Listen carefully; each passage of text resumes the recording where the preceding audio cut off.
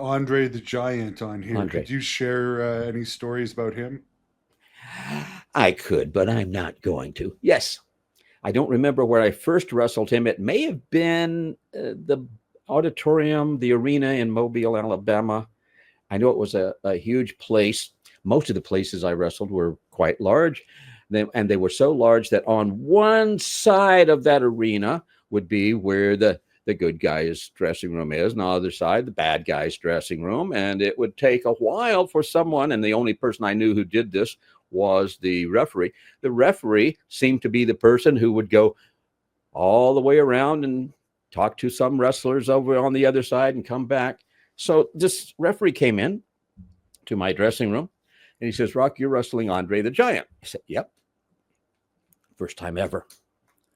He says, I was just over there. Andre was talking about you. I said, oh, I had no idea he even knew I existed, because we usually didn't know who we were wrestling ahead of time. A lot of times we'd see them for the first time as they're entering the ring from the other side. He says, yeah, Andre said, he said he's afraid of you. Excuse me, say that again, referee. Oh, Andre said he's afraid of you. I said, okay, that makes absolutely no sense. Were those his exact words? And the referee said, well, exact words. I think Andre said, I am afraid I'm going to kill that Riddle guy. I said, that's a little bit different. Andre was wonderful. He became a friend. We had a great rapport from the very beginning. I'm in the ring with him now for the first time. I don't remember even meeting him before this night. But in the ring, there was an instant rapport. He picked me up like for a body slam. So he has his thumb in my tights. I'm up here, and he's pressing my tights down toward my feet and looking up and just grinning at me. And I have both hands. I'm trying to keep my tights and trunks on. This is not how I want to be known. I don't want all these photographers to get a shot of my amazing body.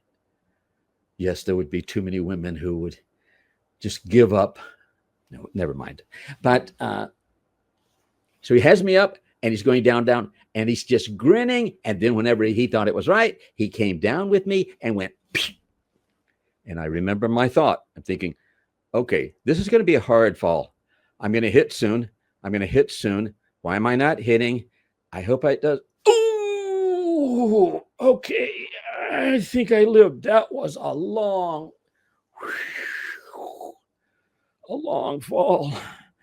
And then I said, I think I can get up. But by that time, he had walked over to me. I was near the ropes. He put his hands on the top ropes to balance himself, and he put both feet in my stomach. He was not taking, there's no weight, zero weight on his hands on the rope. All of that 525 pounds was on my stomach. And my thought was, okay, do I have a change of tights in my bag? Okay, that's one Andre the Giant story. That's Another story hilarious. in my office building, 6464 Sunset. The top floor was Canon Films.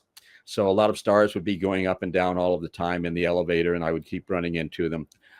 I worked long hours in my office and basically lived there, even though I had my Hollywood home. So a pleasure to listen. Oh, I'm looking at all of the nice things you put on the screen. Sorry, you're not quite as fast as I am. So engaging and passionate. Yes, I am.